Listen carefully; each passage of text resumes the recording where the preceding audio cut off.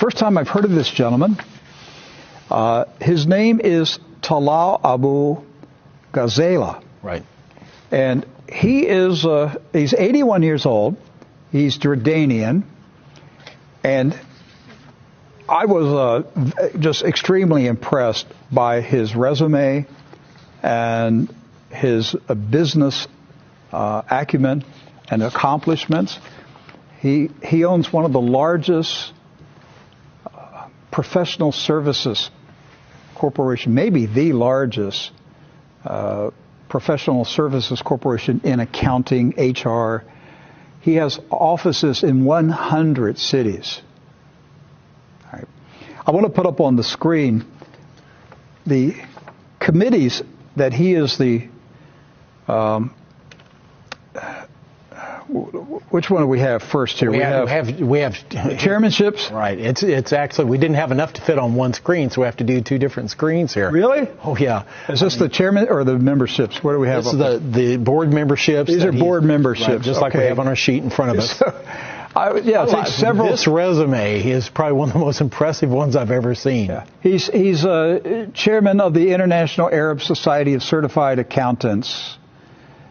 He's a member of the advisory board of the NSEAD Global Talent Competitiveness Index, member of the United Nations Social Impact Fund High Level Advisory Board, honorary membership from the Kuwaiti Association of Accountants and Auditors, special ambassador of the World Tourism Organization. The list, I mean, you can scroll through it of our control. You can just scroll through and you can see these are just some of the organizations that he's a member. Then you go to the chairmanships, right, where he's chairman, right, of organizations. Doc, go ahead. I mean, the chair of the Talal Abu Ghazala University College for Applied. They named a business college after him. That's how smart he is in analyzing things. He's the honorary president of the Bosphorus Summit's Board of Trustees in Turkey. Chair of the Honorary Council of Consortium for Sustainable Urbanization in the U.S., co-chair of the UN Global Network on Promoting Digital Technologies for Sustainable Urbanization. It goes on and on and on. I counted 36 different organizations and committees that he's the chairman of related to business and to economics. So I would say that he probably qualifies as an expert on understanding business cycles, economic cycles. I would say if he was testifying in a court of law, that we would say he is a bona fide expert in these matters. And his opinion would carry a lot of weight. Yes. So I came across an article that he published in 2018 in the Jordan Times, which is a newspaper I read. I try to go to it weekly. It's an English newspaper published in Amman, Jordan. And so he published an article December 26, 2018, Prepare Before Time Runs Out for the 2020 Global Economic Crisis. Right. Now there's an article that Americans didn't see because our news organizations don't report anything worth reading. Now, so everyone understands in our viewing audience, the picture that you see there is of Talal Abu Ghazala. He is the gentleman that we've been talking about, yes, that is the chair of all these different committees, has a business college named after him. He might know something. He just might know something about what's happening in the world economy. I would pay attention when somebody of his caliber, knowledge and expertise and connections, when he writes an editorial in his home country of Jordan and says, prepare before time runs out for the 2020 global economic crisis. Right. Doc, I read this article last night. He said, let me read it. I'll just read a paragraph. He said, I have been sounding the alarm of a major economic crisis that may hit globally by the year 2020. Contrary to some expert analysis, I have good reason to believe that the new crisis is going to be much more devastating than the 2008 one, which was described by Ben Bernanke, the chair of the Federal Reserve at the time, as the worst financial crisis in global history. Most likely, and like the previous one, this crisis will start in the United States.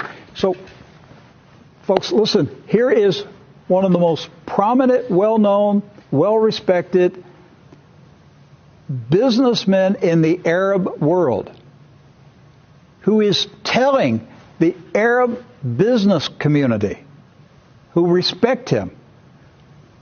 He's saying, I'm shouting. I mean, he's an accountant. Right. He owns an accounting firm that has 100 offices around the world. Right. And he's saying to the business leaders of the Arab world, a mega financial crisis is coming in 2020, and it's going to start in America. Right. And you may be saying to yourself, well, wait a minute. If you're a viewer or listener, you have a little bit of financial acumen. You may be saying, wait, we're experiencing growth here in the U.S. We're experiencing, an expansion of the economy here in the U.S. How can there be a global financial crisis? Well, just like in 2008, that was pumped up with money and with promises that couldn't be delivered on. He goes on to say the U.S. has witnessed a 2.5% growth. This is an indication that there should be no crisis. But he says, I think this growth is due to increased consumer demand because of the liquidity of the U.S. government pumping into the market and is not representative of a real recovery. In other words, we're propping it up with nitroglycerin in the form of quantitative easing, printing money like it's going out of style. And so we're just pumping that money into the economy. This is a false recovery that's going on, is what he's saying. That's right. He said the imminent economic crisis has been slowly but surely brewing for many years. And he says it appears that its arrival appears to be on schedule, 2020, just in time for the U.S. presidential election. Right. Now think about that. This is why I'm saying I'm not certain Donald Trump's reelection is certain. Because if the economy tanks in 2020, you will see the most massive vote for communism that you could ever imagine would happen in the United States of America. The communist, socialist Democrats will sweep into power if we're in an economic crisis before the election. Now, they may be able to hold it off and slide through the election and get President Trump elected, and then the crash comes. Well, that would just mean that the next election in 2024 will be so far to the left, we can't even imagine it now. That's right. Exactly.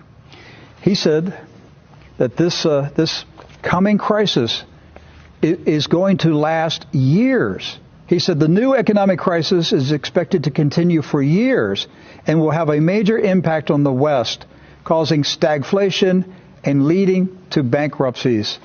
He goes on to say, now listen to this, Rick, I predict at least 5 European countries will go bankrupt next year.